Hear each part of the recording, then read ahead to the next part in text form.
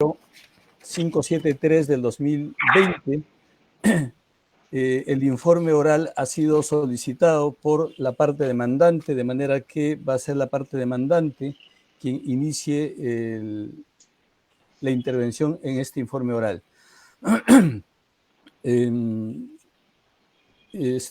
Vamos a ser flexibles con el tiempo, pero le rogaría de todas maneras una capacidad de síntesis, porque ambas partes querrán intervenir al mismo tiempo, imagino yo.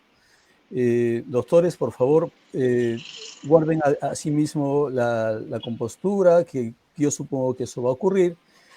Vamos a empezar entonces con la intervención de la parte demandante. Luego vamos a escuchar el informe de hechos y luego pasaremos a la parte demandada. Por favor, la parte demandante, no sé quién va a empezar, dígalo por favor señalando su nombre y su condición. Gracias. Mi nombre es Walter Gutiérrez, defensor del pueblo. Soy quien va a sustentar la demanda de amparo. Si me permite, señor juez, ¿puedo comenzar? Adelante, doctor. Señor juez del primer juzgado constitucional de Lima, nos presentamos a su despacho para fundamentar, para argumentar nuestra demanda de amparo en favor de la ciudadana Ana Estrada, con la finalidad que se respete su derecho a la muerte en condiciones dignas. Quisiera establecer cuáles son las pretensiones puntuales de nuestra demanda. En primer lugar, que se inaplique el artículo 112 del Código Penal, que tipifica el homicidio piadoso, que criminaliza la eutanasia. Al propio tiempo, pretendemos que se reconozca el derecho fundamental a una muerte digna y se ordene a Salud conformar una junta médica interdisciplinaria para que efectivice el ejercicio de este derecho y se ordene concurrentemente al Ministerio de Salud validar este procedimiento. ¿Cuáles son los argumentos que fundamentan estas pretensiones? Bueno, en primer lugar, el artículo 112 del Código Penal es una norma autoaplicativa, es una norma plenamente vigente que limita, que ataja la posibilidad del ejercicio del derecho de la señora Ana Estrada. Tanto esto es así que si Ana tomara la decisión y alguna persona, algún médico le ayudara a poder ejercer este derecho, estaría cometiendo un ilícito penal. De modo que está absolutamente claro que esta norma es autoaplicativa. Pero además, como lo señalará la propia Ana Estrada, ella en este momento padece una enfermedad terrible, tremendamente dolorosa, que inexorablemente la va a llevar a la muerte, pero no solamente la va a llevar a la muerte, en el tránsito hasta el final va a ser un tránsito doloroso, de enorme sufrimiento. Nuestro pedido no es dejarla morir, nuestro pedido es dejarla decidir hasta qué momento, hasta qué punto y en determinadas condiciones, esas condiciones hacen que su vida, a juicio de ella, no sea digna de ser vivida. La demanda, además, pretende materializar la proscripción de los tratos crueles e inhumanos. Y por eso es que este caso, como veremos más adelante, es un caso que tiende a convertirse en una suerte de leading case, una suerte de caso que va a ser un precedente de cara hacia el futuro. ¿Qué derechos son los que se están vulnerando en las actuales condiciones? En primer lugar, la Defensoría considera que el derecho a una muerte en condiciones dignas es un derecho que está alojado, reconocido en el artículo 3 de la Constitución. Es un derecho que ya existe. No es un derecho que lo vamos a construir, no es un derecho que a partir del amparo va a nacer. Lo que estamos pidiendo es que se declare este derecho. Y este derecho se fundamenta en, como es obvio, en el derecho a la dignidad, que es el primero de nuestros derechos en el catálogo de derechos fundamentales de nuestro ordenamiento constitucional. Pero al mismo tiempo se compagina, señor juez, con el derecho a la autonomía de la voluntad. Es decir, esa libertad que tenemos todos, que está reconocida en nuestra Constitución, pero también en todo el bloque de constitucionalidad, para decidir nuestro itinerario vital, es decir, para decidir la construcción de nuestra propia personalidad. Y esto implica no solamente la toma de decisión en ese derrotero camino, sino también en un momento determinado, ante asiagas circunstancias, poderle poner fin. De manera que esa compaginación, es decir, el derecho a la dignidad y el derecho a la autonomía de la voluntad, son derechos que en su conjunto constituyen los elementos de este derecho a morir en condiciones dignas. Pero además, también, como ya anoté, este derecho pretende atajar, evitar que la persona sufra un trato cruel, sea objeto de padecimientos intolerables, insufribles. La omisión del Estado, es decir, que el Estado persista en no hacer nada respecto a esta situación, instrumentaliza a la persona, no le da un contenido esencial, no le da un contenido ético-jurídico, porque asume un concepto absolutamente plano, lineal, respecto de lo que es la vida de la persona. Respecto de esta construcción argumentativa que está en nuestra demanda, los demandados han alegado una serie de argumentos para cuestionar el amparo.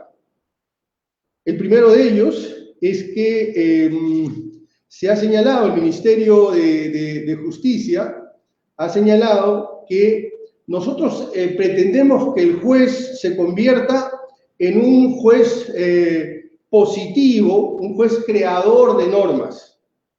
Esta posición del Ministerio olvida que a lo largo de los últimos 30 años, los jueces constitucionales han jugado un rol importantísimo entre el carácter meramente literal de la redacción de una norma y la materialización del derecho. Los jueces han interpretado las normas y han concretado esos derechos. Y no solamente han llegado a eso, pero en este punto quiero particularmente subrayar eso. Es decir, nosotros no estamos pidiéndole al juez que cree un derecho, ni estamos señalándole que va a sustituir al legislador. Estamos solo apuntando con este amparo que para un caso concreto declare fundada esta demanda y, en efecto, tanto Salud como el Ministerio de Salud creen una normativa, se valide esta normativa para poder hacer aplicable este derecho que nosotros consideramos tiene Ana Estrada. Pero también se ha alegado la falta de regulación para el ejercicio de un derecho fundamental. En realidad, ejemplos podemos encontrar, señor juez, abundantes sobre casos donde no existía una norma, donde no existía un precedente, donde no existía una jurisprudencia, y sin embargo, los derechos se han declarado. Ahí están, por ejemplo, el caso del derecho a la verdad, el caso del derecho al agua. Entonces, estos argumentos de ningún modo cuestionan, ponen en tela de juicio estos fundamentos que nosotros estamos planteando para sostener nuestra demanda. Yo quisiera, justamente al hilo de lo que estoy señalando, leer muy sumariamente dos sentencias de la Corte Interamericana de Derechos Humanos. El caso Poblete Vilches, que declaró la responsabilidad internacional del Estado por no brindar información clara, precisa, a los familiares de un paciente sobre el procedimiento médico que recibió y no obtener el consentimiento informado. En esta sentencia, la Corte reconoce la posibilidad de rechazar un tratamiento. Y si a eso le sumamos la sentencia en el caso Artavia Murillo, que señala que toda persona tiene la posibilidad, todo ser humano tiene la posibilidad de autodeterminar y escoger libremente las opciones y circunstancias que le dan sentido a su existencia, no podemos decir, no podemos señalar que no existan antecedentes en la Corte Interamericana, como se ha pretendido señalar en las alegaciones del Ministerio de Justicia. Pero también quisiera decir que hay que reconocer que la Corte Interamericana ha hecho lo que los jueces nacionales también, no en una, sino en varias ocasiones, han materializado, que es la adecuación. ¿De qué sirve que tengamos una constitución? ¿De qué sirve que firmemos instrumentos, adhiramos a instrumentos internacionales, si finalmente existe un vacío entre esa norma y el derecho concreto? La tarea y labor de los jueces son justamente esa adecuación a través de sentencias, a través de resoluciones. Y esa ha sido la tarea a lo largo de los últimos 30 años de los jueces constitucionales, y este es un ejemplo claro de lo que se puede hacer en estos casos concretos. El Ministerio de Salud, por su parte, ha expresado su oposición a esta demanda porque va a esperar hasta que el Congreso lo regule. Yo creo que esto ya ha sido contestado, porque no necesitamos una regulación puntual o normativa para reconocer que un determinado derecho existe.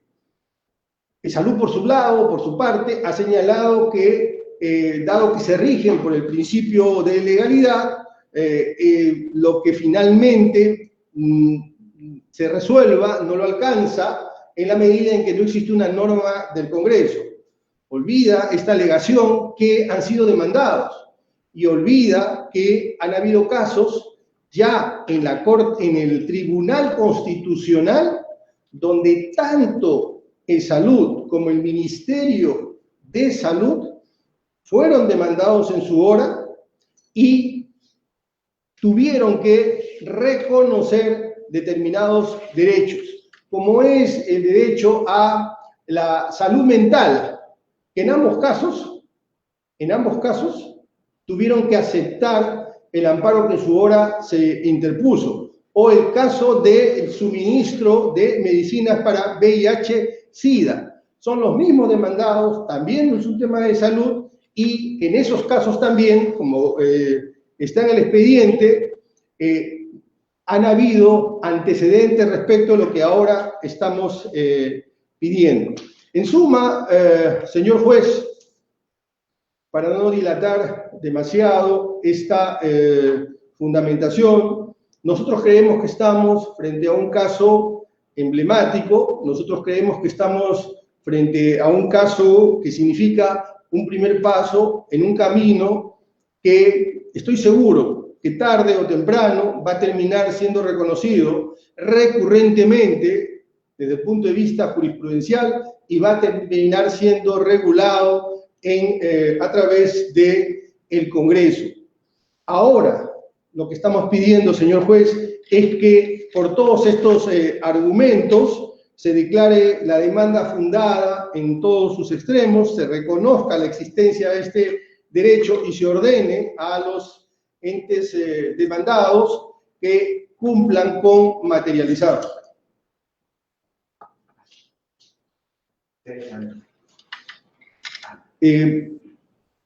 Señor juez, la señorita Ana Estrada a continuación hará su exposición de hechos.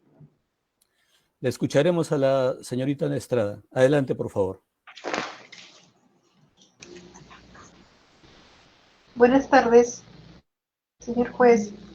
Agradezco la oportunidad de ser escuchada mi solicitud y mi petición por el derecho a la muerte digna.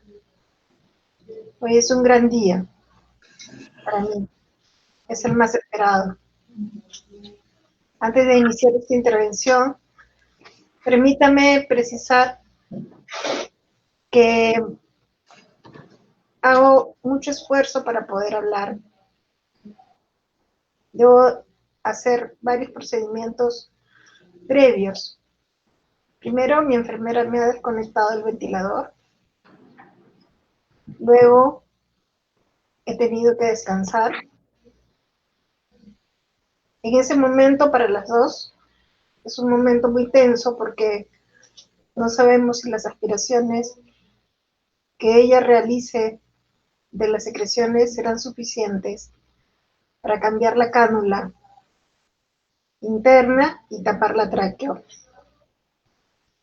Finalmente, después de varios intentos, mis músculos respiratorios han comenzado a trabajar y ha salido la voz.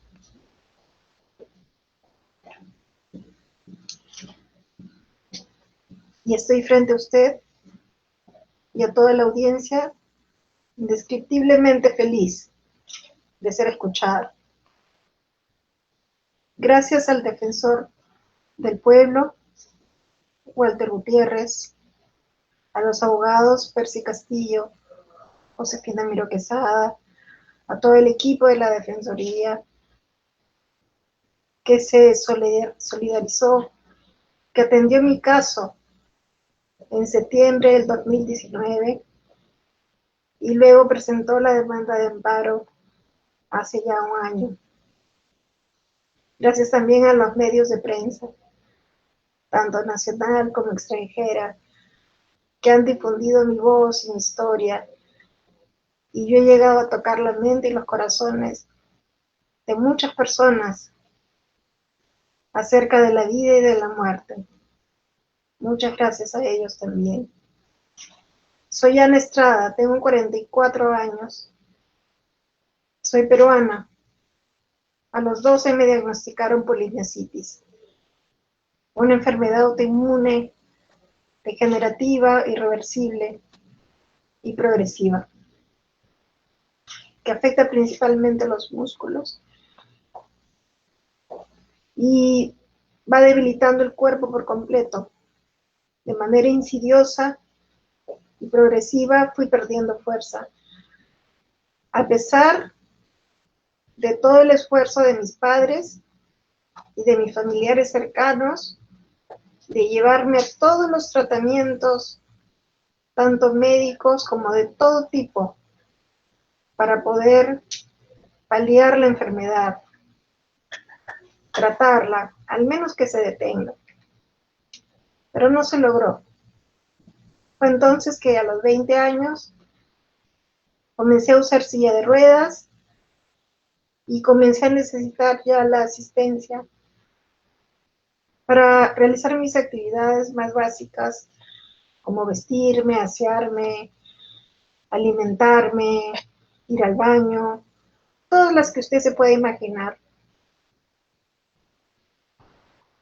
Sin embargo, también con el esfuerzo de mi familia, de las personas que me quieren, en paralelo logré estudiar una carrera, titularme, trabajar y llegué a ser independiente. Pero en el 2015 la enfermedad siguió avanzando y atacó los músculos respiratorios. Y es ahí donde me hospitalizan en UCI del Hospital Revalliati.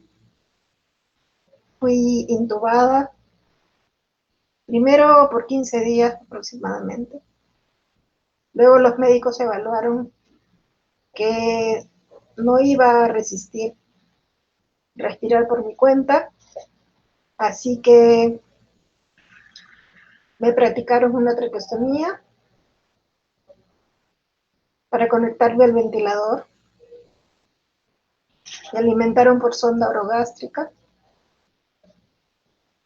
Finalmente, como no podía deglutir, también tengo una gastrostomía.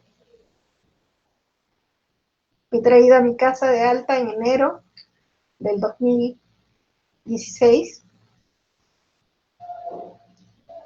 bajo el cuidado de enfermeras las 24 horas del día.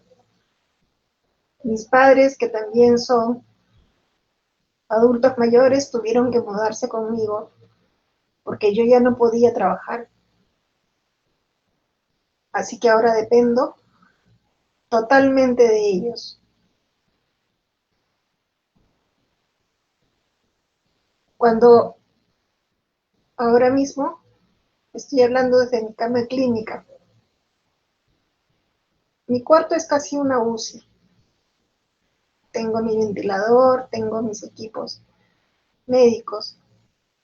Y si es que yo necesito algo, por ejemplo, como yo normalmente no puedo hablar, tengo que hacer un sonido con la lengua para que mi enfermera se acerque cuidadosamente y me atienda si es que yo necesito cambiar de posición, si algo me duele, porque repito, yo no puedo mover absolutamente nada de mi cuerpo. Si tengo el pie mal puesto o la mano o algo me incomoda, necesito que lo hagan por mí.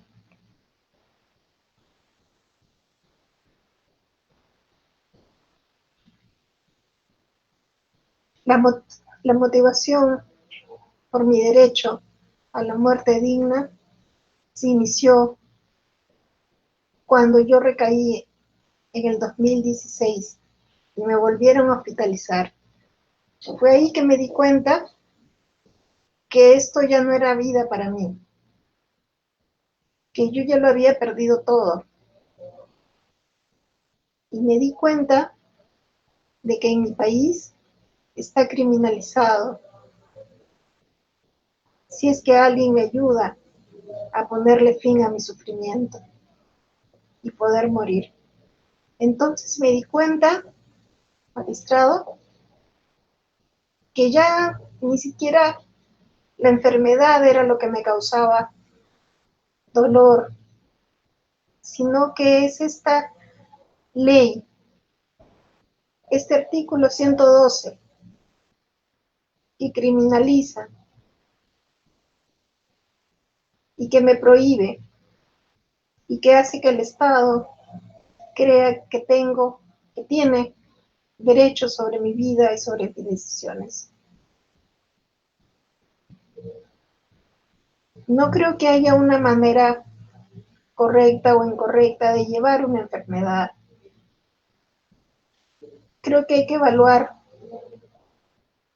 la situación de cada persona, de cada paciente, de acuerdo a su propia historia, a sus creencias, a sus ideologías. Cuando yo busqué aquí alguna manera, porque investigué muchísimo antes de hacer público mi deseo, y me topé todo el tiempo con que no había ninguna posibilidad, incluso consideré hacerlo de manera clandestina,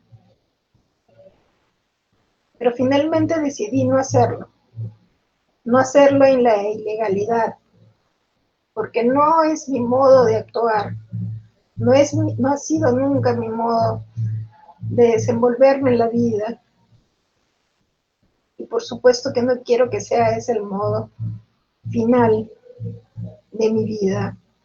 Hubiera sido trágico, terrible, haber decidido por ese camino. Por eso estoy hoy aquí frente a usted y a la audiencia y a muchas personas que se han solidarizado conmigo, que me han acompañado en este tiempo, que sé que me están escuchando ahora. Esta es mi historia. Los derechos están para quienes los necesiten, para quienes los requieran.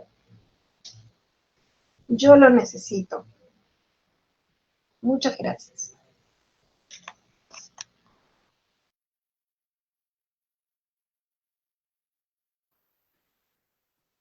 Gracias, señorita, le hemos escuchado. Antes de que concluya su parte, quisiera hacerle una pregunta a usted. Usted es psicóloga, de manera que sabe de lo que le estoy preguntando. Yo, a la hora que fundamente mi resolución, sea en la forma que usted pida o en sentido contrario, necesito hacer una distinción entre su condición especial y la condición que pudiera tener una persona con una patología depresiva. Es decir, hay personas, sabemos, que no teniendo las dolencias que usted tiene, también podrían pedir la muerte, ¿no? En ese sentido, yo quisiera que me diga si usted tiene un tratamiento de ese tipo o si considera que lo necesita en todo caso. Gracias. Ya. Fíjese, yo sí, como dice usted, yo soy psicóloga, yo trabajé como psicóloga, yo llevo psicoterapia psicoanalítica desde los 20 años. Yo ahora tengo 44. Yo estoy lúcida. Estoy demasiado lúcida como para saber cuándo es una depresión y, por otra parte, cuándo es que mi cuerpo puede aguantar. Nadie más que uno para saber hasta dónde puede aguantar. Y sé claramente cuál es la diferencia entre una depresión, que ese es otro caso completamente diferente. Cuando alguien tiene algún gesto suicida, alguna idea suicida, producto de una depresión. Yo no estoy deprimida, yo tengo incluso mucha alegría. Es que es paradójico poder explicarlo, pero tengo mucha energía. Si no estuviera aquí frente a usted, me hubiera dejado derrumbar, llorar todos los días, no sé, de repente, como le digo, sí, haberlo hecho clandestinamente, no sé, pero no lo hice porque estoy lúcida, como le repito. Estoy frente a usted diciéndole y exponiéndole cuáles son mis razones. Y la razón no es la depresión. La razón principal de mi demanda y de mi defensa es que quiero la libertad de poder elegir cuándo, cómo y dónde morir. Eso es.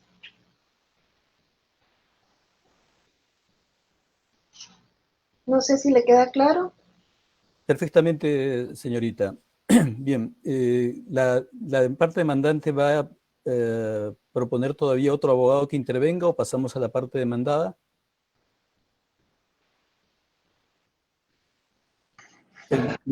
Señor juez, solamente si me permite 30 segundos para cerrar y acotar un par de temas. Cuando Ana dice que ella puede hacerlo o podía hacerlo, es un giro retórico, porque ella materialmente no puede hacerlo. Y precisamente por eso es que estamos pidiendo que se inaplique el artículo 112 del Código Penal, porque quien le ayudaría cometería un delito. Y a eso se refiere cuando habla de que lo pudo haber hecho tratando de escamotear la ley, y esa no es la ruta que ella quiere seguir. Pero también quisiera acotar, señor juez, que Ana es una persona que tiene muchas ganas de vivir, que aunque esto parezca contradictorio, es una persona sensible, es una artista, es creadora, es escritora, y creo que todos quienes la conocen pueden dar testimonio de eso. No es que ella no quiera vivir, ella quiere vivir. Lo que quiere es tener la libertad de poder decidir para cuando el grado de su enfermedad determine que está en condiciones tales que no son dignas de seguir viviendo, ella tome esa libertad, ella ejerza esa libertad. No es que se quiera suicidar el día de hoy. Ella es una persona de una gran alegría y que además insufla alegría a muchas personas y vitalidad a muchas personas en este momento. Pero lo que ella está reclamando es la libertad, porque ella ha perdido todo, ha perdido su privacidad, ha perdido sus posibilidades de poder desarrollar muchas dimensiones de su vida. Pero lo que no quiere perder, el último recodo de libertad que ella no quiere perder es este. Y el Estado justamente no puede ser omiso a este petitorio, y por eso, señor juez, es que reiteramos que esta demanda sea declarada fundada en todos sus extremos. Gracias por su paciencia, señor juez. Bien, vamos a pasar entonces a la parte demandada. El Ministerio de Justicia, por favor, puede intervenir. Muchas gracias, señor magistrado, señor defensor del pueblo, señores representantes de la Defensoría del Pueblo, señores representantes de las Procuradurías Públicas demandadas, señora Ana Estrada, participantes todos. En esta oportunidad realizaré los argumentos orales sobre los cuales se ha planteado la defensa técnica de la Procuraduría Pública del Ministerio de Justicia y Derechos Humanos dentro del ejercicio de nuestra esfera de autonomía funcional recogida en el Decreto Legislativo 1326 y sus reglamentos. Ahora bien, luego de haber revisado de forma detenida el escrito de demanda planteado por la Defensoría del Pueblo, así como los argumentos orales esbozados por el defensor del Pueblo hace algunos minutos, desde la Procuraduría Pública y el Ministerio de Justicia hemos encontrado algunas observaciones de orden procesal. Y aquí cabe precisar de que no vamos a referirnos al asunto de fondo, sino a algunas observaciones de carácter procesal encontradas en la postulación de la demanda, así como a sus pretensiones. En efecto, señor magistrado, es importante recordar de que nuestro sistema constitucional se rige bajo la tesis dualista de los derechos fundamentales acuñada por el maestro Peces Barba, el cual sostiene que el ejercicio o el reconocimiento de las garantías fundamentales nace a partir del cauce democrático de las mismas. En efecto, el Tribunal Constitucional, a la luz de varias jurisprudencias, ha determinado que precisamente los derechos fundamentales, así como el ejercicio de sus garantías, se encuentran delimitados precisamente a su reconocimiento normativo por un lado y a su aspecto moral. De ahí que esta tesis dualista del ejercicio de los derechos fundamentales se rige en dos ejes muy importantes, precisamente a propósito de la tesis que maneja el doctor Peces Barba, que es que sin justificación moral no hay derecho fundamental, y que sin incorporación de estos derechos al ordenamiento jurídico tampoco lo hay. Y con ello, señor magistrado, no pretendemos sostener de que el juez en pleno año 2021 se torne una suerte de juez boca la ley a propósito de la obra del doctor Maquistiu en su famoso libro El espíritu de las leyes. No, en lo absoluto nosotros sostenemos de que el juez constitucional es el boca de la ley. Nosotros sabemos de que bajo el espíritu y los ares de un Estado constitucional, un juez constitucional es en esencia un juez interpretador. No obstante, este juicio interpretativo que tienen los jueces constitucionales a la luz de esta tesis dualista tiene límites, y uno de sus límites más importantes de los estándares de interpretación constitucional precisamente es el conocido como el principio de corrección funcional, el cual, como todos conocemos, se encuentra delimitado a que la labor interpretativa que realiza un juez constitucional no puede menoscabar ni inmiscuirse en otras atribuciones o roles que el constituyente ha reservado a otros poderes del Estado. Y precisamente reafirmamos que esto no supone en lo absoluto limitar al juez al mandato expreso de la ley, como ha señalado el señor defensor del pueblo en su intervención, pues no desconocemos en lo absoluto dicha función. Lo que nosotros argumentamos es que esta función interpretativa del juez tiene límites, y uno de esos límites más importantes es el principio de corrección funcional, el cual es un elemento esencial de todo Estado democrático de derecho. En ese sentido, es importante mencionar también que este principio ha sido reconocido en diversas jurisprudencias del Tribunal Constitucional. Por ejemplo, podemos citar el caso Inostroza Pariachi, el caso Mateo Castañeda, el caso Frontón, el caso Casinos y Tragamonedas, el caso de licencias de pesca, entre otros muchos casos. Y recientemente, por ejemplo, el caso del señor Ugarteche relacionado al reconocimiento del matrimonio entre dos personas del mismo sexo, donde el Tribunal Constitucional precisamente observó que dentro del tránsito de nuestro ordenamiento constitucional, así como las normas que conforman el bloque de constitucionalidad, no existía un reconocimiento expreso de este derecho. En ese sentido, el tribunal precisó a su vez que quedaba a la libertad del Parlamento realizar una regulación al respecto. En ese sentido, y bajo este contexto, consideramos que el juez, en este caso, usted, señor magistrado, debe realizar el debate y el análisis de la presente controversia. Ahora bien, habiendo realizado esta precisión o este contexto de orden procesal y a la luz del principio de corrección funcional, nos preguntamos, ¿corresponderá o será la vía jurisdiccional el camino polarizar o para implementar o para institucionalizar una institución tan importante como es el procedimiento de eutanasia para personas con graves enfermedades? ¿Acaso el camino del control difuso de constitucionalidad que solicita la Defensoría del Pueblo es suficiente para que se pueda materializar la aplicación de esta intervención médica?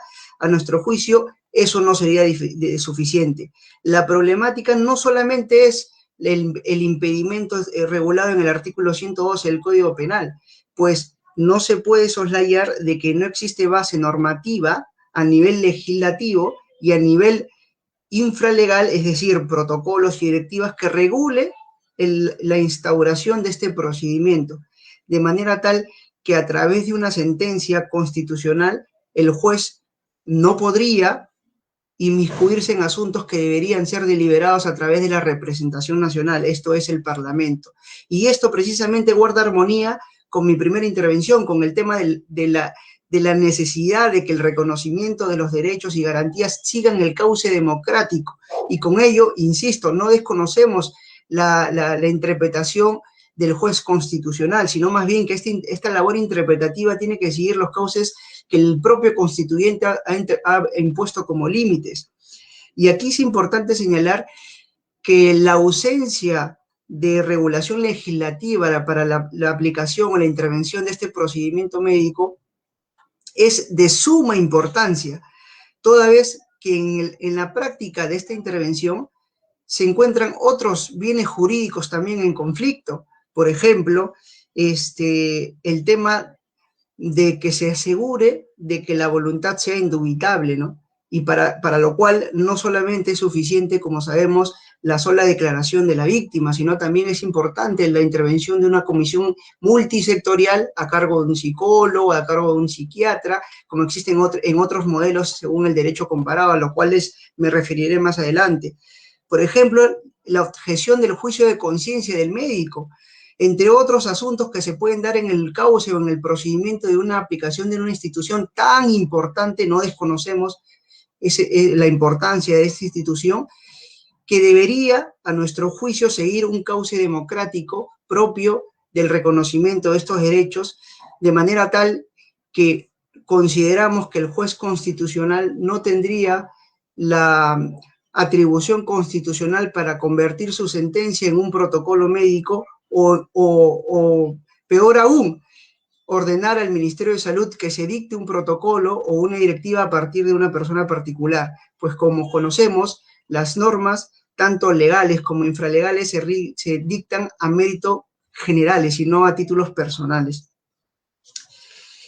Aquí es importante señalar, señor magistrado, que según el estudio del derecho comparado, en los países donde se encuentra regulada esta institución, cabe precisar con varios matices distintos, porque existen varias tipologías que se pueden dar en este tipo de aplicación de estas intervenciones médicas. No solamente se da a solicitud del propio titular, hay casos donde la persona afectada o afligida con esta enfermedad no puede manifestar su voluntad.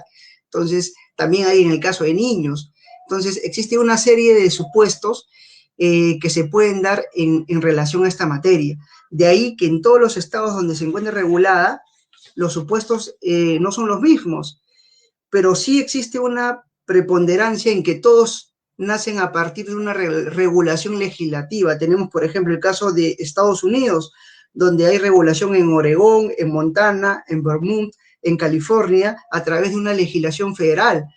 Tenemos el caso de Canadá, que se dio a través de una legislación del año 2015, tenemos el caso de Holanda del año 2002, Bélgica, Luxemburgo en el año 2002 y 2009 respectivamente, Suiza en el año 2002, todos a través de un procedimiento de gestación legislativa propio de un asunto tan relevante como el que se nos pone a debate. Y finalmente Colombia, que es, digamos, el caso que sirve de sustento de la presente controversia. En relación al caso de Colombia, es importante precisar que la Corte Constitucional colombiana, si bien es verdad, reconoce el derecho en condiciones dignas como un derecho de categoría fundamental, la Corte Constitucional colombiana lo que realiza es una exhortación a las instituciones pertinentes para que realicen la legislación que corresponda, de manera tal que no estamos tampoco frente a una sentencia que haya sustituido las funciones que son propias de otros órganos de los poderes públicos. Finalmente, y con esto concluyo, señor magistrado, si me permite, quiero referirme al tratamiento que ha recibido esta institución en el marco del Sistema Internacional de los Derechos Humanos, los cuales, como bien conocemos, se encuentran divididos en dos fuertes vertientes, ¿no? En el Sistema Interamericano de Derechos Humanos y en el Sistema Europeo de Derechos Humanos, que digamos que es la doctrina jurisprudencial más cercana a nuestra región. En relación al Sistema Interamericano de Derechos Humanos, se han hecho menciones a dos sentencias, el señor defensor del pueblo, al caso Colite Vilches y al caso Artaria Murillo.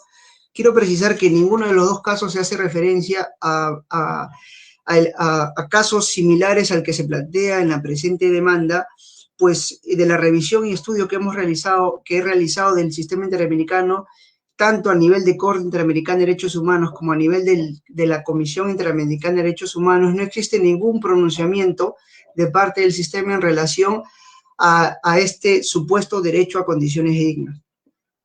Donde sí existe pronunciamiento y vasto pronunciamiento de parte del Sistema Europeo de Derechos Humanos. Hay hasta 9 casos a nivel del Sistema Europeo de Derechos Humanos, tanto a nivel de la Gran Corte. Por ejemplo, tenemos el caso Petri versus Reino Unido, el caso Cot versus Alemania, el caso Silence versus España, el caso Haas versus Suiza, el caso Lambert versus Francia, el caso Ada Rossi versus Italia, el caso Gross versus Suiza, el caso Gar versus Reino Unido y el caso Afari versus Francia. ¿Cuál es el común denominador de todos estos casos que han sido emitidos a la luz del Sistema Europeo de Derechos Humanos? De que en todos esos casos ha sido unánime la posición del Tribunal de Estrasburgo en el sentido de señalar que a la luz del artículo 8 del Convenio Europeo de Derechos Humanos se puede afirmar que no existe el derecho humano a morir o a decidir el día de la finalización de nuestra vida. En ese sentido, la posición ha sido unánime en reafirmar de que desde la perspectiva del derecho internacional, la pretensión que se pretende esbozar en la demanda no tendría asidero desde la perspectiva del sistema tanto interamericano de derechos humanos como del sistema europeo del mismo. Con ello no pretendemos desconocer la necesidad existente de los estados de realizar una regulación al respecto. Es más, en el caso Preti versus Reino Unido, el Tribunal Europeo de Derechos Humanos muestra su sensibilidad o su simpatía respecto a la sensibilidad del caso, ¿no? Para utilizar los términos exactos que utiliza el tribunal en idioma francés, muestra su simpatía sobre el asunto controvertido, advirtiendo que es importante que los estados de alguna forma realicen una regulación que garantice que las personas no sufran tratos contrarios a la dignidad humana. No obstante, y aquí reafirmo la posición que ha establecido el Tribunal Europeo de Derechos Humanos, que deja bajo el margen libre de apreciación de los estados la regulación al respecto, reconociendo el proceso democrático del reconocimiento de los derechos humanos. En ese sentido, señor magistrado, la posición que sostiene la Procuraduría Pública, el Ministerio de Justicia y Derechos Humanos es, para resumir, en el sentido de que no consideramos de que el camino de la jurisdicción constitucional sea el idóneo para el debate de una institución tan importante como el que se plantea en la demanda de amparo, sino más bien, a nuestro juicio, ello merece seguir el cauce democrático propio de la tesis dualista del ejercicio de los derechos fundamentales, de manera tal que deberá ser el Congreso de la República el que, a través de un proceso de debate democrático en el seno de la representación nacional, el que realice una regulación al respecto, para que luego las autoridades de salud realicen las emisiones de las directivas y las normas infralegales que correspondan. Precisamente esta necesidad de realizar un proceso legislativo como soporte tiene que ver con los bienes jurídicos de relevancia constitucional que se encuentran en juego en la práctica de un procedimiento tan delicado como el que se nos somete a consideración. Por estas consideraciones, señor magistrado, solicitamos que la demanda sea desestimada en todos sus extremos. Va a intervenir el Ministerio de Salud, por favor. Buenas tardes, señor magistrado, colegas de la defensa. En primer lugar, quiero expresar, evidentemente, como ser humano, mi solidaridad con la situación bastante difícil que viene atravesando en estas circunstancias la señorita Ana Estrada. El hecho que nosotros discrepemos de la posición expresada por el señor representante de la Defensoría del Pueblo no significa que nosotros no entendamos, no significa que no comprendemos los tremendos y momentos difíciles por los que seguramente debe estar sufriendo la señorita Ana Estrada.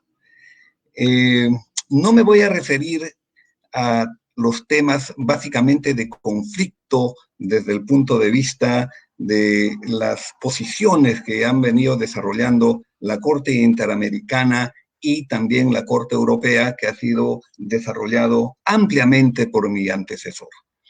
Creo que efectivamente de lo que se trata es de determinar si en verdad la actual circunstancia por la que atraviesa Ana Estrada lleva necesariamente a que el juez constitucional tenga que resolver este tema y disponer que tanto de Salud y el Ministerio de Justicia, el Ministerio de Salud, conforme lo han establecido en su petitorio, tengan que desarrollar una serie de lineamientos, una serie de pautas para los efectos de que se pueda proceder respecto de este tema. Es más, han señalado incluso en la demanda de que a partir de este caso particular pueda desarrollarse un protocolo y guías técnicas de carácter general para poder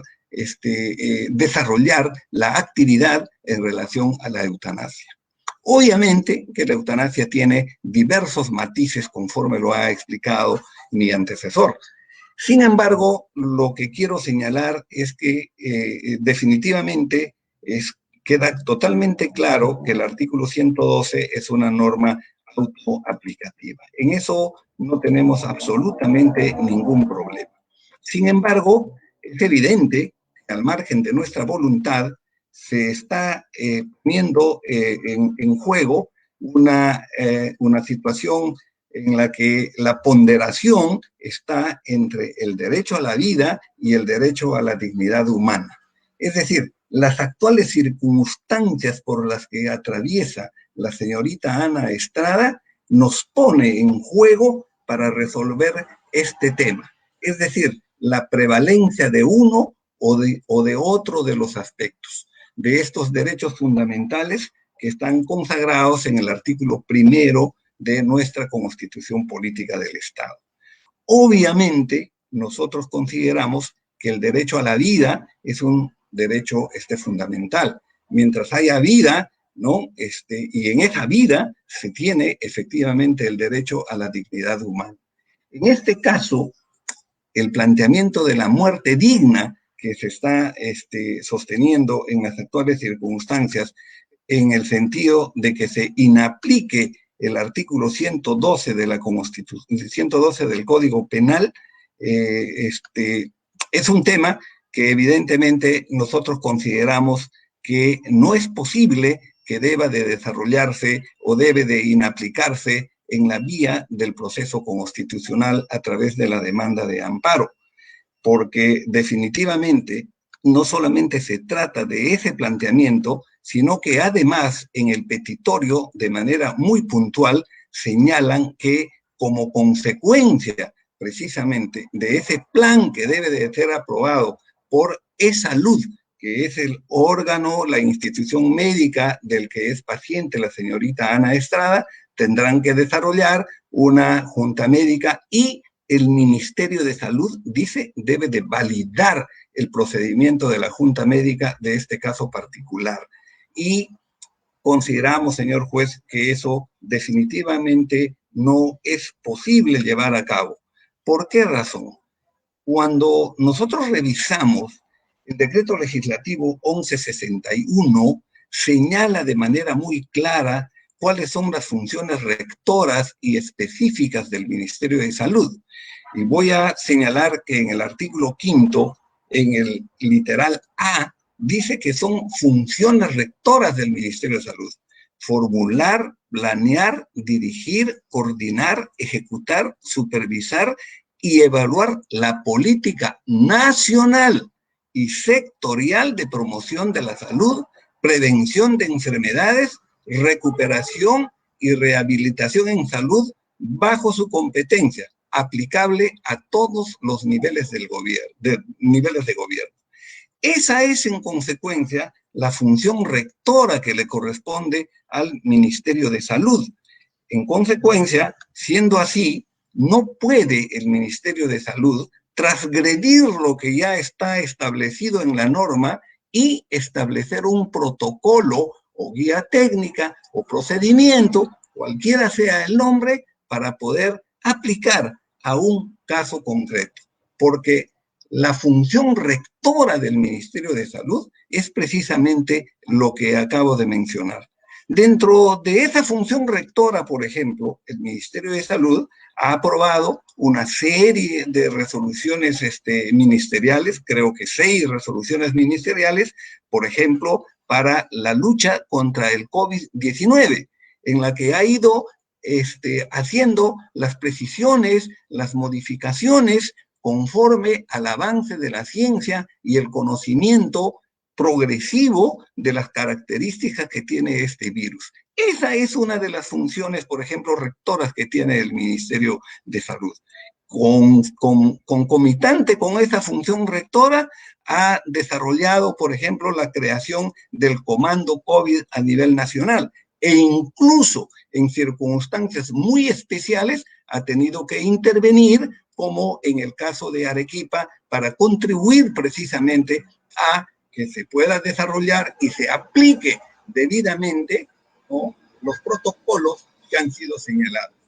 Dentro de ese plan, dentro de esa función rectora del Ministerio de Salud, desarrolla, por ejemplo, una política nacional de lucha contra la desnutrición, una política nacional de lucha contra chikungunya y otros temas más. Entonces, queda claro que la función rectora del Ministerio de Salud es efectivamente desarrollar planes y planificar todo aquello que significa la atención a un tema de salud a nivel nacional. En este caso, en verdad, lo que está solicitando el señor defensor del pueblo, a través de la inaplicación del artículo 112 del Código Penal, que conforme han señalado, criminaliza la actuación del médico que pueda aceptar el planteamiento, ¿no?, en este caso, llevando desde el punto de vista práctico y objetivo al caso concreto de la solicitud de la señorita Ana Estrada, ¿no?, en la práctica está significando de que una petición al juez para que pueda disponer determinadas medidas a efectos de que pueda aplicarse la eutanasia.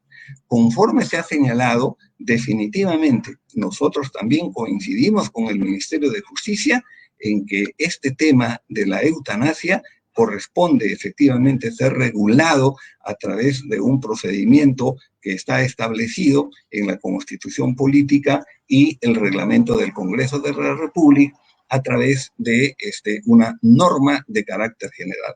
Entonces sí, cuando haya efectivamente una regulación de carácter normativa, el Ministerio de Salud está en la obligación de dictar, ¿no?, todos los protocolos y los procedimientos para que pueda llevarse a cabo en función precisamente de lo que establezca esta ley.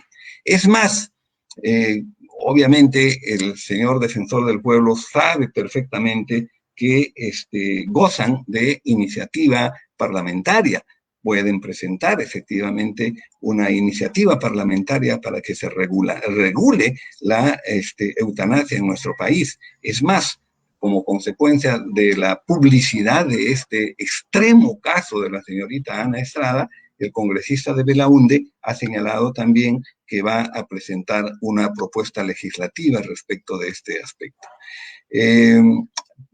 Finalmente, quiero señalar que respecto a los temas que ha sido planteado en la demanda, 3 acciones concretas que le correspondería al Ministerio de Salud, lamentablemente eso no podría llevarse a cabo porque va en contra precisamente de la Ley General de Salud y del Decreto Legislativo 1161 que establece las funciones rectoras que tiene el Ministerio de Salud.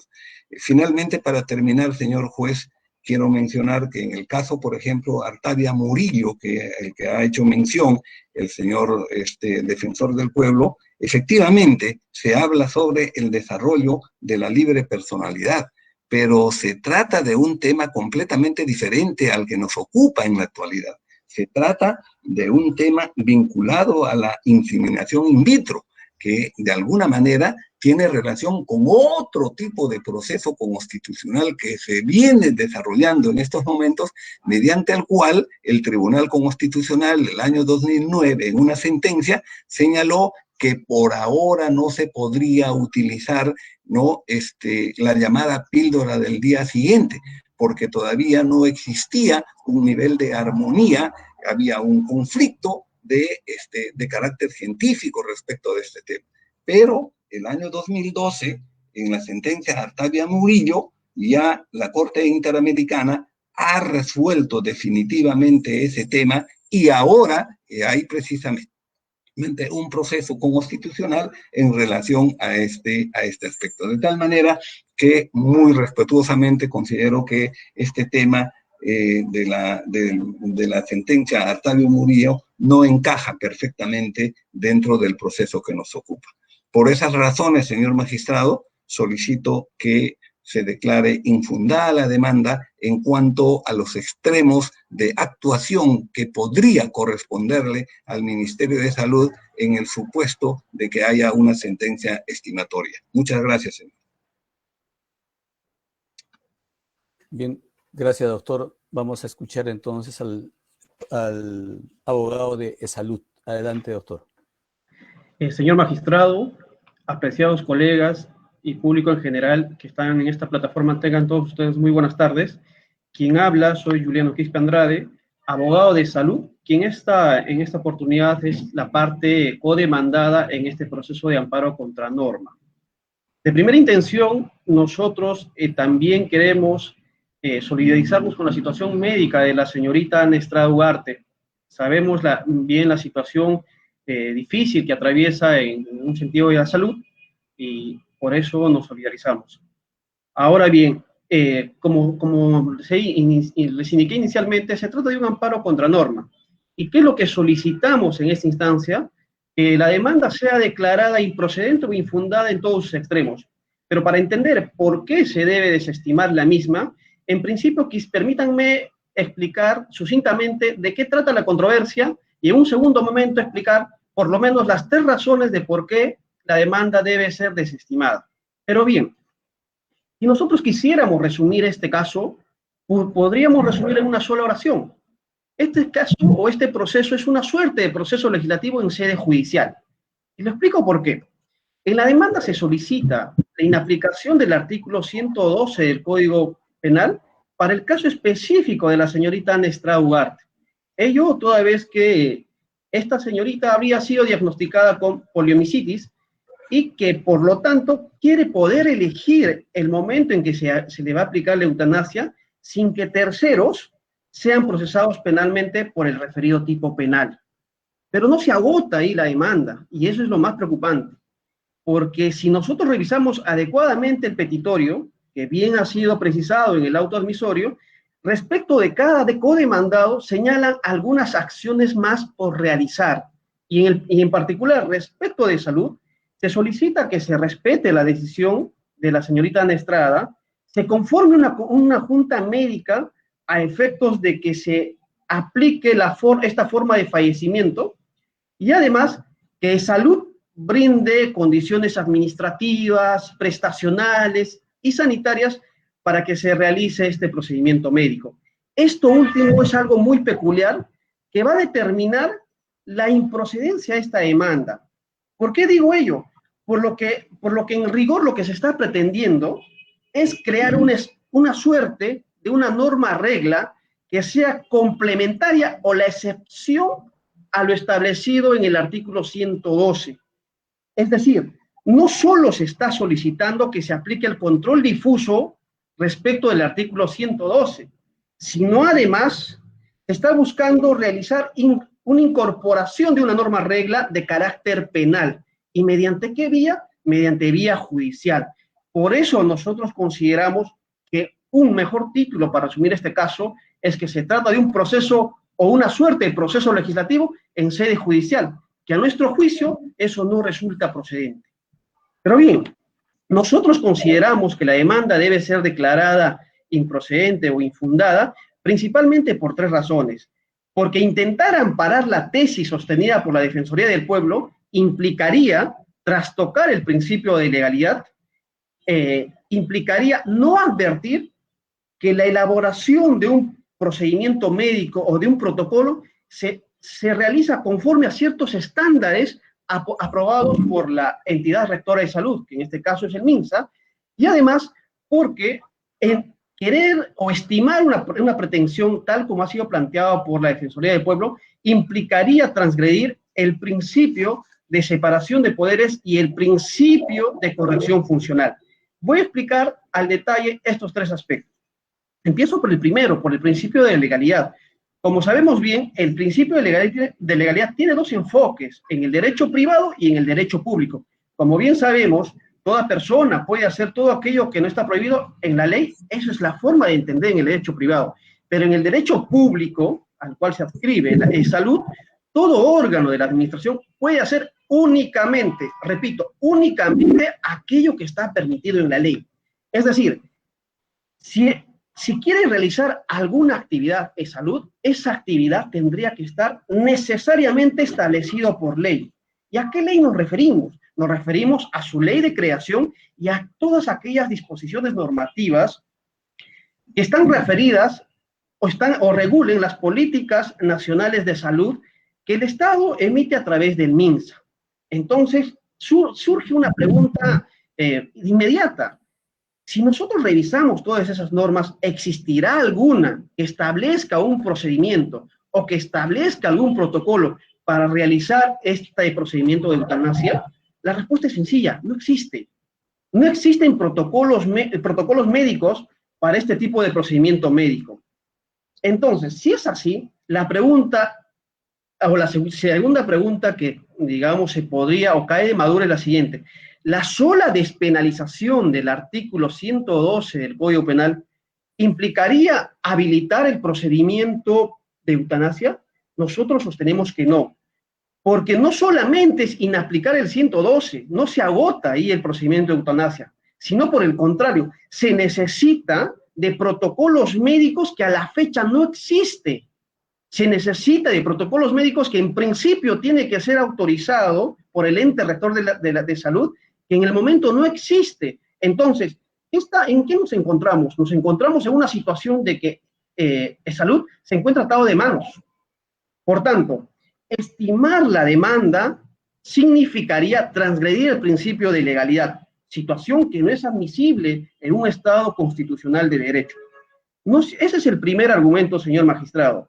Un segundo argumento es que la tesis sostenida por la parte demandada no toma en cuenta que la elaboración de procedimientos médicos está sujeta, por así decirlo, a una suerte de parámetro o controles que lo establece el MINSA. Es decir, existe una norma técnica de salud para la elaboración y el uso de guías de práctica clínica de MINSA. Entonces, claro, si nosotros, o si su judicatura en su momento va a poder revisar todas esas normas, no va a encontrar una sola norma que regule los protocolos médicos. ¿Y por qué no va a encontrar? Por dos principales razones. Porque en principio, no existe ley que desarrolle la eutanasia. Segundo, no solamente es un impedimento legal, sino que además es necesario que existan estudios oficiales de carácter técnico, científico, que a la fecha no existe. ¿Por qué es importante ello? Porque en principio se tendría que evaluar, por ejemplo, criterios clínicos que definan en qué momento procede o no la eutanasia. Se tendría que analizar qué enfermedades podrían ser, digamos, pasibles en los que se aplique la eutanasia. Seguramente se podrá establecer algunas situaciones de inclusión y exclusiones médicas. Y además, también se tendría que establecer, mediante una ley, claro está, los tipos de medicamentos que se permitan utilizar para que se realice este procedimiento médico a la brevedad y de forma certera. Es decir, no se trata de algo muy simple, de algo que su digno despacho podría ordenar. Se trata de un tema más complejo, de un tema técnico, de un tema donde tienen que intervenir diversos profesionales y por lo menos para el caso de la eutanasia tendría que analizarse varios criterios, como por ejemplo, la correcta definición intolerable del dolor, la determinación de que el padecimiento ya es irreversible e incurable. Se tendría que realizar la verificación de la competencia mental y preservación del juicio, como usted acertadamente preguntó en su momento a la señorita Estrada. Entonces, hay algunos aspectos que se tendrían que tomar en cuenta en su momento cuando se establezca esta ley, pero por el momento no existe. Es decir, no existe un protocolo médico para realizar este tipo de procedimiento médico, que previamente tendría que realizar el ente rector. Y por además, no se advierte, o la parte demandante no advierte que esto no es un simple acto seguido, sino es todo un estudio técnico especializado. En ese sentido, podemos advertir el segundo argumento por qué se debe de desestimar la demanda. Un tercer argumento es la transgresión al principio de separación de poderes y corrección funcional. Como todos sabemos, en una sentencia del Tribunal Constitucional, en un caso reciente, que es la disolución del Congreso, ha establecido que la separación de los poderes o el principio de separación de poderes es un rasgo esencial de la forma de gobierno. Y en palabras sencillas, hace entender que por este principio se entiende que el Poder Legislativo le corresponde legislar y al Poder Judicial le corresponde juzgar sobre la base de disposiciones normativas que previamente se hayan establecido. Eso no quiere decir que simplemente el Poder Judicial sea un órgano o un poder boca de la ley. No confundamos las cosas. Pero, ¿por qué decimos que se afecta este principio? Porque del tenor de la demanda se advierte que se está pretendiendo crear un nuevo derecho con rango constitucional, soslayando el procedimiento legislativo. Se está intentando crear una regla excepcional al artículo 112 del Código Penal para que así no se penalice el homicidio piadoso. Esta situación claramente trastoca la función que tiene el MINSA, que es el ente rector de establecer las políticas nacionales de salud, y además estaría obligando a salud a realizar cierto procedimiento sin que se tenga ciertos protocolos, que la ley así lo manda.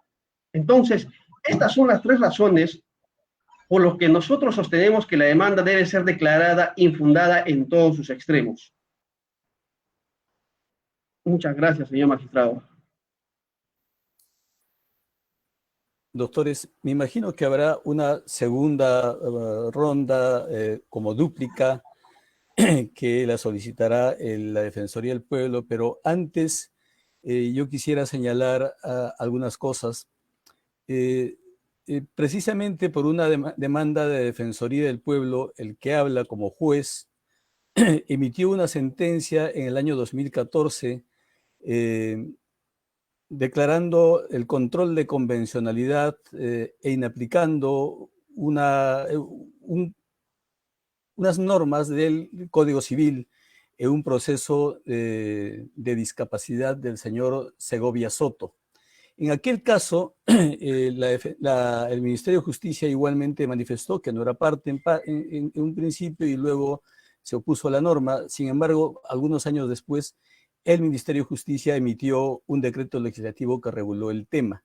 De manera que, a grosso modo, lo que quiero decirles es que yo conozco bastante bien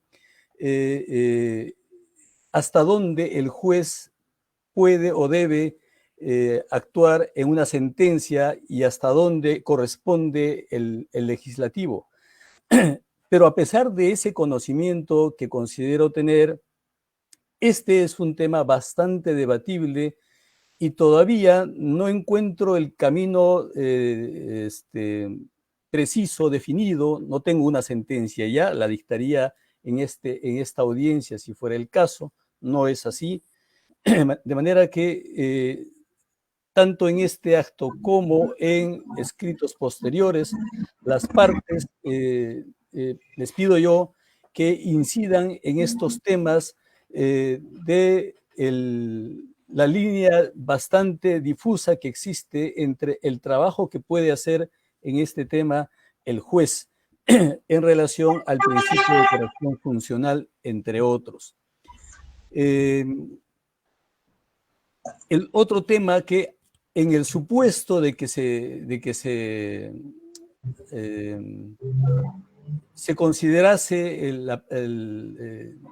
la inaplicación del Código Penal, me quedan todavía algunos otros elementos como los señalados y ya adelantados respecto de los protocolos e incluso de la objeción de conciencia que pudiera existir en su momento por parte de un médico, por ejemplo. Esos son temas que todavía no están debidamente sustentados en el expediente, y de manera que, les reitero, sea por escrito o en este acto, se sirvan sustentar la sentencia, no va a ser inmediata, de manera que estamos en esa posibilidad.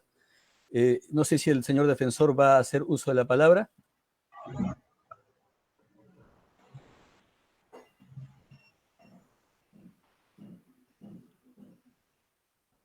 Referirme muy puntualmente, muy sumariamente a las alegaciones que han hecho mis colegas respecto de las objeciones que tienen con la demanda. En primer lugar, me detendré en algo que ha sido denominador común, es decir, el principio de legalidad, la separación de poderes, la ausencia de regulación, que pareciera ser, de alguna manera, la base para, o una de las bases para la objeción. Pero la ausencia de regulación, de ninguna manera puede evitar el ejercicio de un derecho fundamental. No es un obstáculo para que se pueda ejercer un derecho fundamental. A lo largo de los últimos años han habido numerosos casos, como ya lo hemos señalado aquí, donde no había norma necesariamente de modo literal en la Constitución, como que no había norma legal o que no había norma infralegal, y sin embargo, en vía de interpretación, los derechos se han declarado.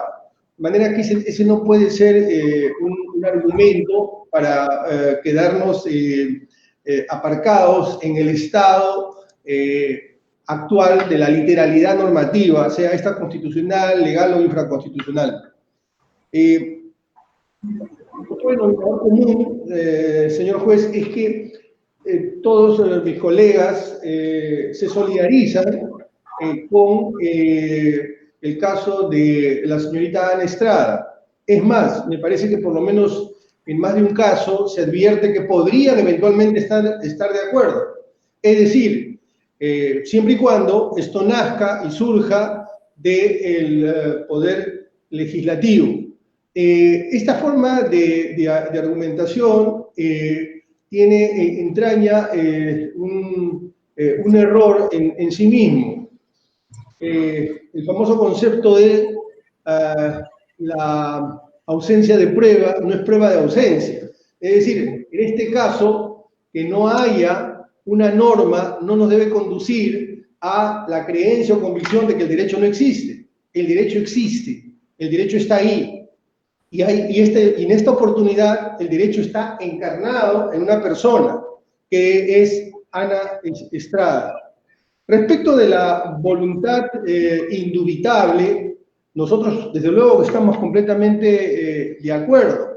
Este es un aspecto, un tema que justamente tiene que contemplarse en el protocolo para poder garantizar no solamente la manifestación de la voluntad, sino que esta es una voluntad no solo legal, sino plenamente ejercida, y que esta voluntad no esté preñada de algún elemento que la vicie y que haga absolutamente desestimable un pedido de eutanasia. Desde luego que estamos pidiendo que se den protocolos. Por supuesto que estamos pidiendo que se regulen. No estamos pidiendo que se dé un salto. Es decir, no estamos pidiendo solo que se inaplique el artículo 112 de la Constitución y que por una suerte de arte de bibliloque ya pueda ejercer el derecho. Desde luego que van a tener que crearse protocolos, como ya anteriormente se ha dado en los casos que he mencionado, tanto en el caso de VIH-Sida como en el caso de salud mental. No es que no se pueda, no es que simplemente se dé la sentencia o que se le aplique una norma y que como consecuencia de eso el derecho se va a poder materializar. Respecto a la objeción de conciencia, que también ha sido mencionado y se ha mencionado numerosa jurisprudencia de la Corte Europea, quisiera señalar lo siguiente. Es verdad que van a haber médicos, y esto es absolutamente legítimo, que no estén de acuerdo, pero no se trata de obligar a determinados médicos a que actúen en contra de sus convicciones, en contra de sus posiciones religiosas o ideológicas. Hay otro grupo de médicos que pueden estar alineados con este tipo de derechos. Del mismo modo que no se puede una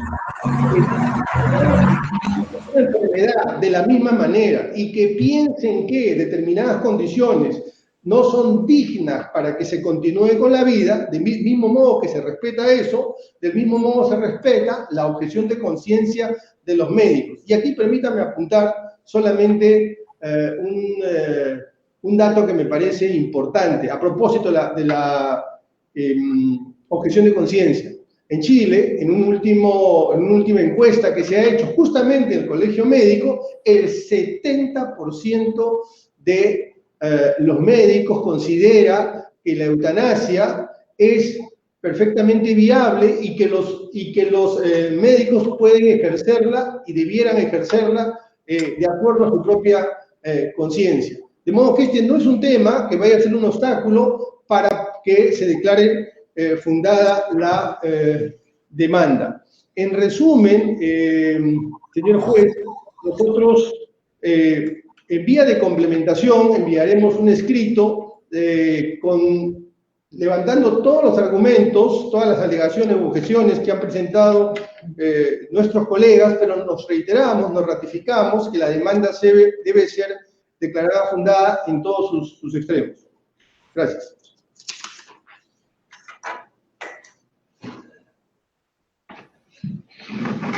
¿El Ministerio de Justicia va a hacer una dúplica?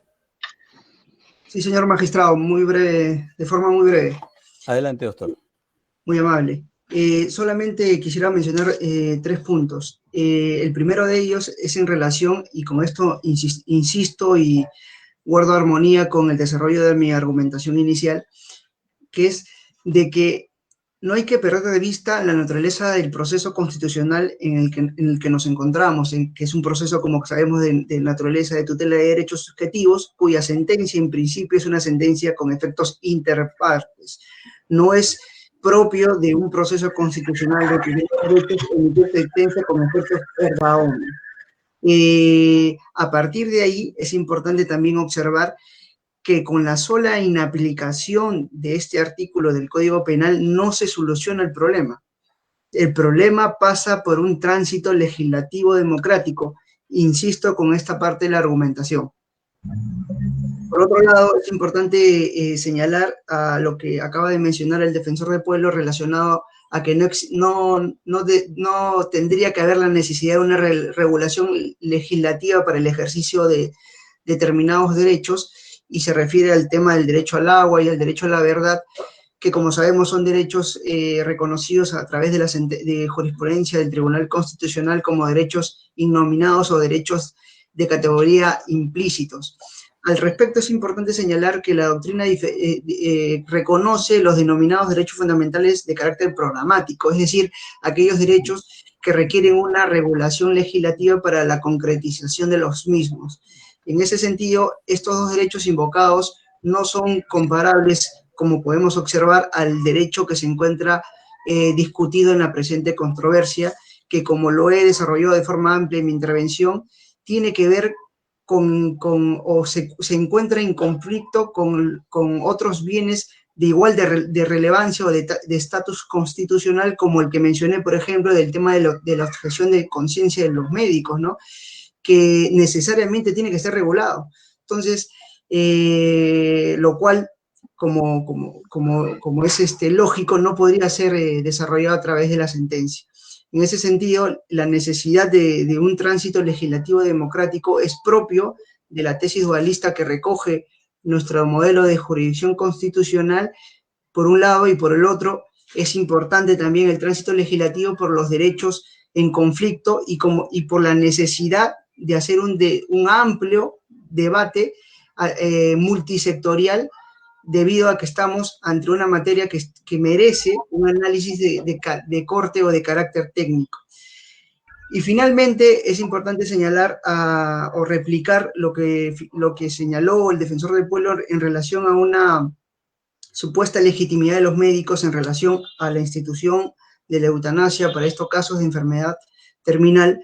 Es importante señalar que Una cosa es la legitimidad, digamos, de la ciudadanía o la legitimidad de los médicos a favor de una determinada institución, y otra que esta institución se incorpore a través de un exceso del activismo judicial y no más bien a través de un cauce democrático propio de nuestro modelo de Estado constitucional de derecho.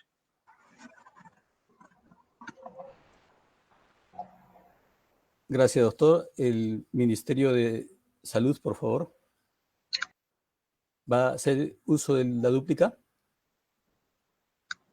Muy brevemente, señor magistrado. Adelante. Básicamente para poder reiterar los argumentos que hemos señalado, y como punto central señalamos que definitivamente dentro de esta vía del proceso constitucional de amparo no es posible que pueda resolverse esta controversia, porque no solamente significa la inaplicación del artículo 112 del Código Penal, sino que ello conlleva en la pretensión a que el señor juez tenga que disponer mediante plazos para que Salud y luego el Ministerio de Salud tenga que aprobar guías técnicas y protocolos respecto de este tema.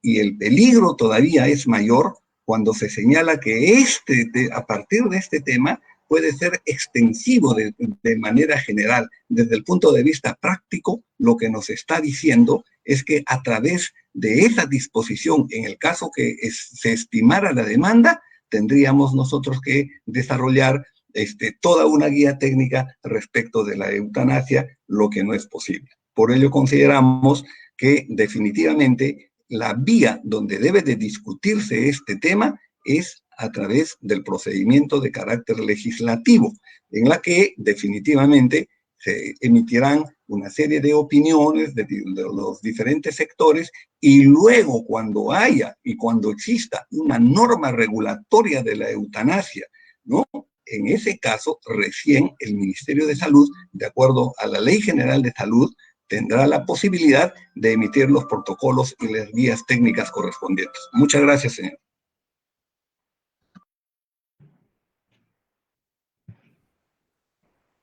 ¿El abogado de salud va a hacer uso de la dúplica, doctor? Sí, señor magistrado, de forma muy puntual. En principio se ha indicado que existe en la experiencia extranjera la regulación de eutanasia, y se puso como ejemplo la experiencia colombiana. No se debe perder de vista que la forma de cómo se reguló en la experiencia colombiana fue por ley, no fue por sentencia. La sentencia lo que hizo fue una exhortación. Eso quisiera que quede muy en claro al momento de analizar el presente caso.